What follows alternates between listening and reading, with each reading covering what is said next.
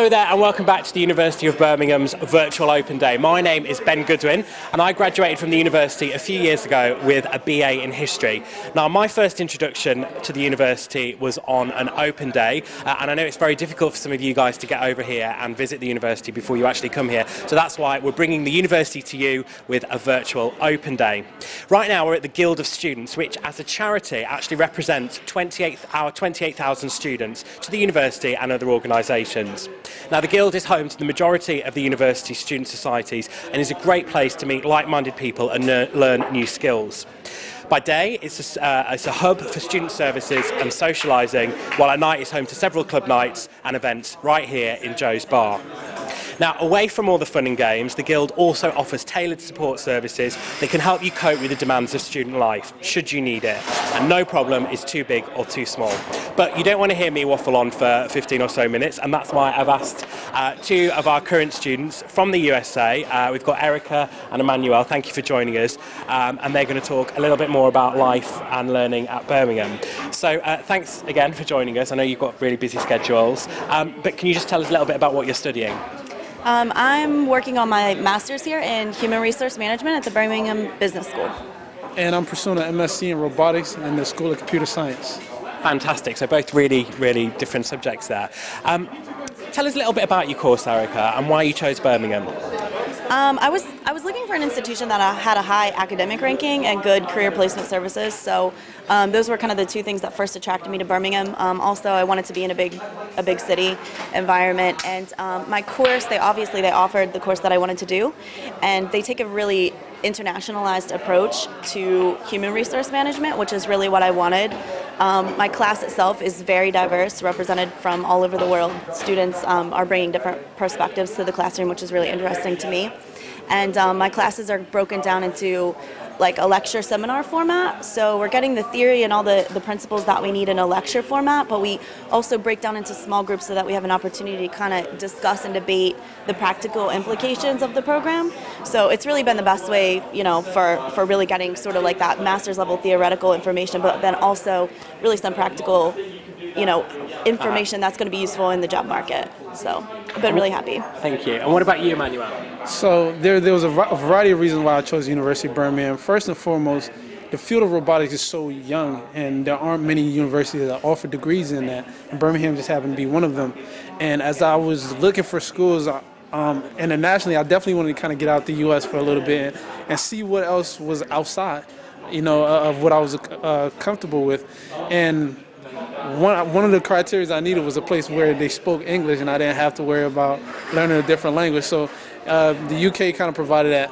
And coming here, one of the benefits that I like about the program is that not only do we get the theory behind a lot of robotics, we also get to build and program real robots.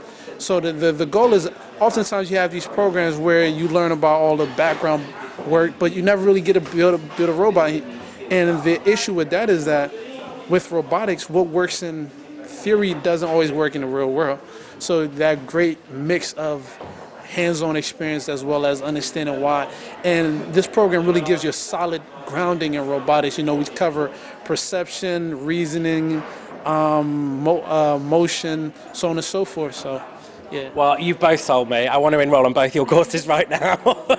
So I'll sign on the dotted line. Obviously, we're here in Joe's Bar in the Guild of Student. It's a real hive of activity for clubs and societies. Emanuel, will you tell us a little bit about some of the clubs and societies that you've been involved in while you've been here? Okay, so there's two societies I've been involved in, but I've also attended different events by a variety of other places. One is the BEMA, which is the Black and Ethnic Minority Association, as well as the African and Caribbean Society.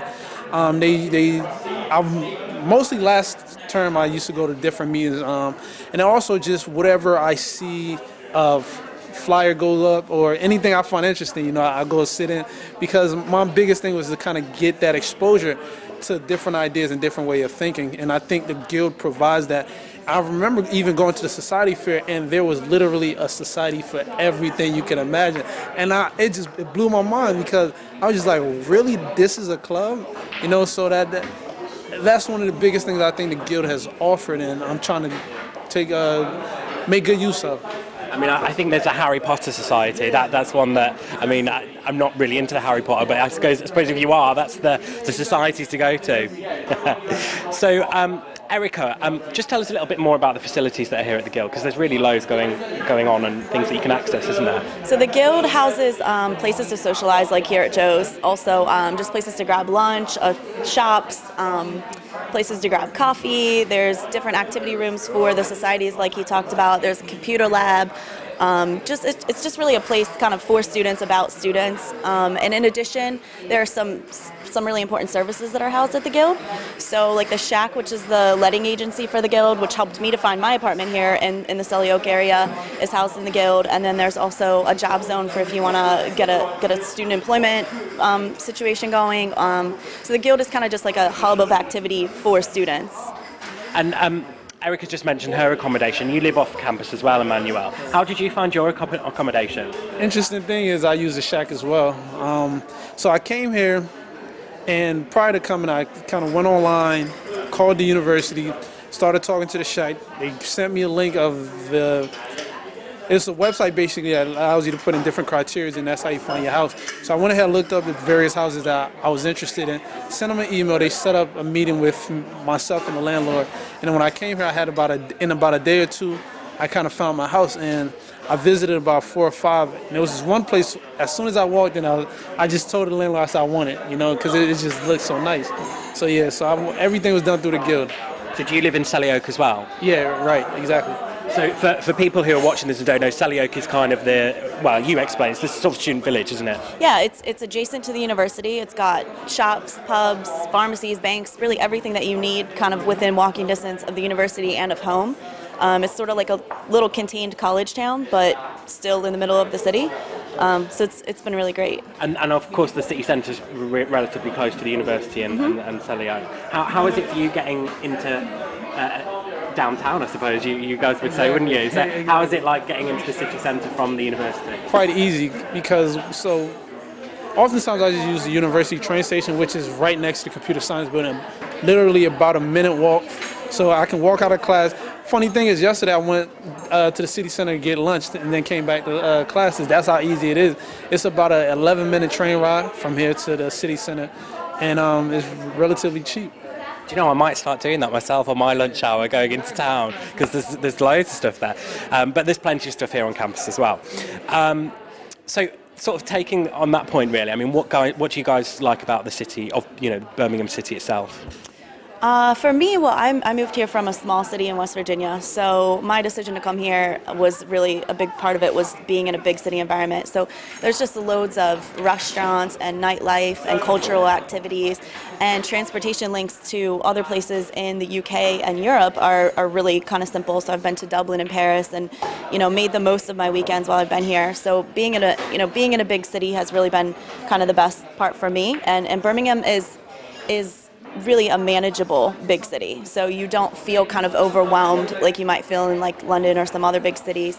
It's manageable, but it really offers kind of all of the exciting things that you expect from a city. What about you, Emanuel? And I think I kind of, to add on to what Erica said, not only just the fact that it's manageable, but it's not as crowded as, let's say, a London, but one of the biggest benefits I think it offers is the diversity. There's people from all over the world, so they bring their culture here. So if you go down to the city center, you see shops selling food from all over the world, and it's not just this. I came to Birmingham thinking I would have a very British experience, but it's an international experience being in Birmingham. And you mentioned the international cuisine. I know Birmingham's really famous for that. The Balti curry is really famous here. What kind of cuisines are you enjoying at the moment? Right now, I'm experimenting with some Indian, Thai, and Chinese food. Just trying to see as much how do they differ from in the U.S. And there's a lot of dishes that we have in the U.S. that aren't here, and then vice versa. So, yeah, trying to try all the new things I haven't been able to. Yeah, I mean, I live in Birmingham as well. And speaking from my point of view, the food. I mean, you could literally probably spend a whole year every night eating a different culture. I mean, I really like this Eritrean restaurant here. Anyway, I'm sorry, I'm going off topic now because I'm thinking about food. I think it's because I'm hungry.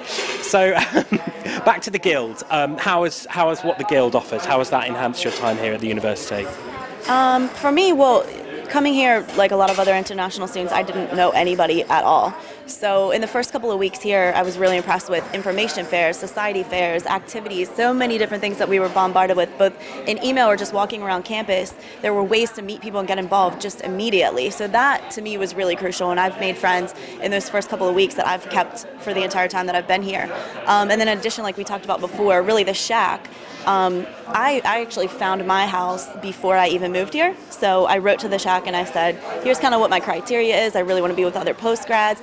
And so that aspect of working with the Guild has been really great for me too, because I've found housemates that I adore and will be friends for life, I'm sure. So there's really some really important things that the Guild has kind of done to get me acclimated here that I really do appreciate for the long term. Fantastic. And both of you are here on scholarships. Can you just tell us a little bit about the process of getting your scholarship? Sure. I applied to the uni first, and then once I was accepted to the university, I started to get emails about international scholarships, postgraduate scholarships, that sort of thing. So I actually applied for several different scholarships through a single scheme, and I was awarded 2 different scholarships which have fully funded my tuition, which has obviously been a really tremendous benefit for me. One came through, sponsored through Santander Bank for students from the Americas, and the other is an international postgraduate scholarship sponsored by the university itself. So that's been really helpful for me. And I suppose it takes that pressure, the sort of financial pressures of it, takes that off you. Sure. I mean, obviously it eases my mind to know that I don't have to spend this additional money for tuition, but also it's been a motivating factor for me to know that the university put that much faith into me to pay my tuition for me. It's really made me want to kind of give back and get involved and also really kind of work to my greatest potential while I'm here. Great. And how about you, Emanuel? So I'm here on a Fulbright scholarship, and what the Fulbright covers is tuition as well as providing a living expense, covering my living expenses. So that has been tremendous in making sure that I don't have to wake up every day and worry about how I'm going to eat, where I'm going to stay, and I can honestly focus on my education. But outside of just the financial support, Fulbright provides a huge network. You know, it's about 30 some odd of us. Half of my cohort are professors and the other half are students pursuing degrees as well, stationed at various universities throughout the UK. So if I decide to travel, I know I have somebody that I know in almost every city. So being able to plug into that network. But outside of that, there's about 9 very prestigious scholarship programs that are in the UK, and there's a bigger network called the Global Scholars Network that we are all a part of. So being able to network with some of the brightest students that essentially the world has to offer it's a value outside of the financial support that can't be measured. So it's been a blessing. And obviously you're well settled into UK life now. I mean, is it really that different from life back in the States? Aside from the fact of moving, abroad and not having your family and friends close by, life itself is not that much different. There are a few things. Crossing the street, you have to look the other direction, and some terminology that we don't always get immediately that we have to kind of ask our British classmates. What did the professor just say? That sort of thing. Does that happen a lot? I probably learn a new word every day. Honestly, probably every day I learn a new kind of slang word. Well, I don't know what my favorite is, but an example the other day in class, my instructor was talking about strategy and talking about somebody being miffed, and I didn't know what that meant. Okay. So I had to, I have to whisper to my classmates and say, "What is that?" He said, "Annoyed," and then continue on with the lecture. So that kind of happens pretty frequently. But that's part of the fun. Yeah, of course. And finally, just to kind of wrap things up, we've got people who are tuning in from North America and around the world. If you can give them one piece of advice about, I've been asking this to people all day, if you can sort of give one piece of advice really about coming to study in the UK and coming to study at the university, what would you give them? If you have it, I think if you have it in your heart that you want to kind of see the world and go abroad, just do it. I have absolutely no regrets with making the decision to come here. It's helped me to grow tremendously in such a short time. But it's really not even nearly as daunting and as scary as you think it's going to be. And coming to the university, for instance, there's just so much support and so much to get involved in from day one that this place feels like home. I mean, I go home at the end of the day and it feels like home. So just don't let fear stop you if it's in your heart to do it. That's so lovely. And what about you, Emanuel? So one of the things a couple of things I've been pondering over since I've been here, and I'm starting to realize is the biggest advice I'll give you is that, number one, there's a difference between a training and education. So training is developing your skill set, and being educated is not only just gaining that training, but also growing as a person. And I think that Birmingham and coming here gives you that education as opposed to just training. So don't be so focused on. Choose Birmingham because it trains you well, but also you're going to get educated if you come to the University of Birmingham because you are surrounded by culture from all over the world. It opens your mind because you may just be discussing robotics with a classmate, and that classmate grew up way differently than how you did. They grew up in a country that I haven't even been to. So being able to talk not only about robotics, but also how our experiences are similar and different as unmeasurable value to the education, and that's why I would encourage and highly recommend any student to come to the University of Birmingham. Thank you, both of you. That was amazing. I can't put it better myself, so I'm going to leave it there. But thank you very much for your time. And that's it from us today. In the meantime, stick around on our virtual tour site where you can view tweets and Instagram photos that people have been posting here on campus, and to get a real view of what it's like to live and study at the University of Birmingham. Thank you for joining us, and we hope to see you here on campus very, very soon. Thank you.